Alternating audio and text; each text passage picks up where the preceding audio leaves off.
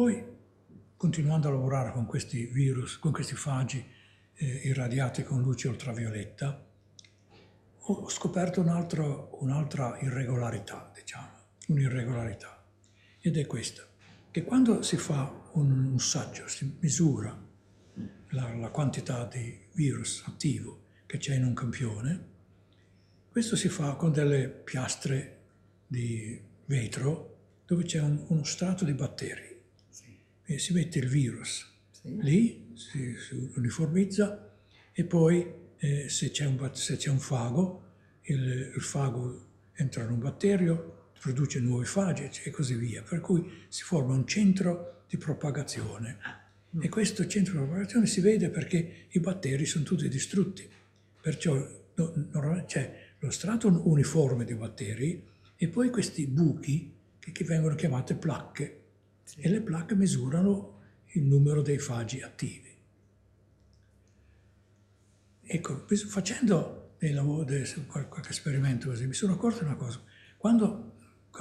Questa era un'abitudine del laboratorio, che quando si faceva un saggio, si prendevano sempre due placche, due scatole uguali, in maniera da essere sicuri che insomma non ci fossero errori. E queste si mettevano sempre una sull'altra, si lasciavano sul banco in maniera che, perché i batteri erano in uno strato di agar che era liquido, si lasciava in maniera che si potessero solidifare e poi si mettevano nell'incubatore. Notavo questo, che quando avevo i fagi irradiati, le due placche sempre avevano un numero diverso. Una ne aveva di più dell'altra. Se erano non irradiati, erano lo stesso. Perciò ho detto, ma insomma, bisogna vedere cos'è questo. Ho pensato, ma magari temperatura, si scalda di più, si raffredda di più. Allora ho provato a mettere a temperature diverse. No, non era quello. E alla fine, guardando tutto lo scenario, guardando il tavolo così, mi accorgo che c'è una luce brillante, luce fosforescente, sopra, per cui queste piastre sono illuminate da questa luce.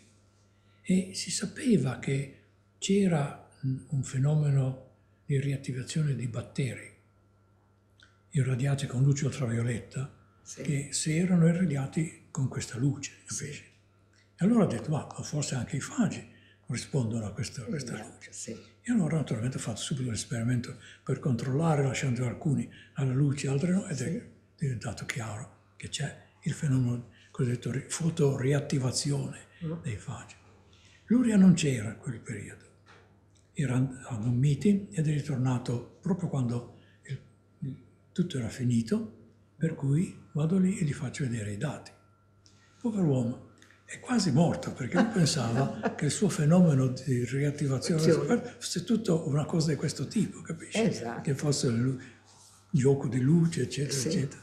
E allora abbiamo detto, beh, guarda, facciamo una prova, facciamo tutto con luce, senza luce, eccetera. E allora si è visto che invece i due fenomeni erano distinti.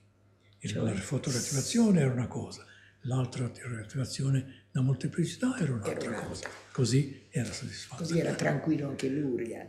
E poi da lì mi è sembrato, volevo capire bene questo fenomeno della riattivazione da molteplicità, e allora ho cominciato a fare degli esperimenti con numeri diversi, con condizioni diverse, eccetera, perché vedi, se era vero quello che lui pensava, cioè che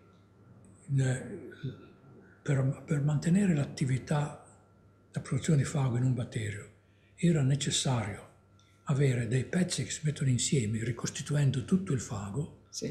Quando hai fatto tutto questo, alla fine la sensibilità di questo materiale alla luce ultravioletta diventa uguale a quello di un fago solo, perché sono tutti pezzi che devono costituire il fago.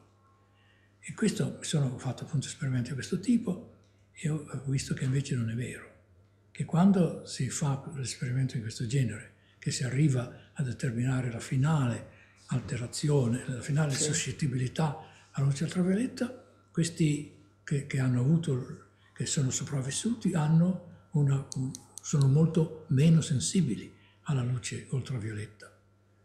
Ah, Capisci? meno sensibili, già.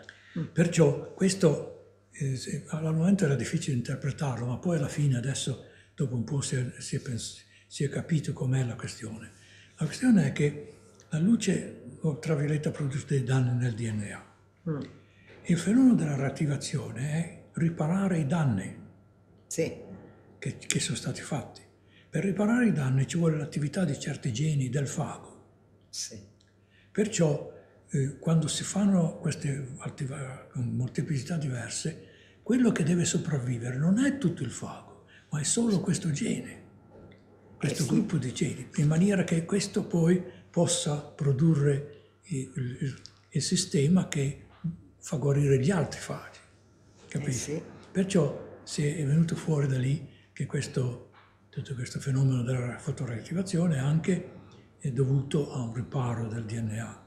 Sai, a quell'epoca lì, Sì. Sì, sì. appunto a quel momento, a quel periodo lì, di idee sul riparo del DNA non c'era nessuna, Niente. per cui tutto questo, la combinazione, la fotoreattivazione, tutto questo ha messo chiaramente in luce che era quello il fenomeno del riparo del DNA.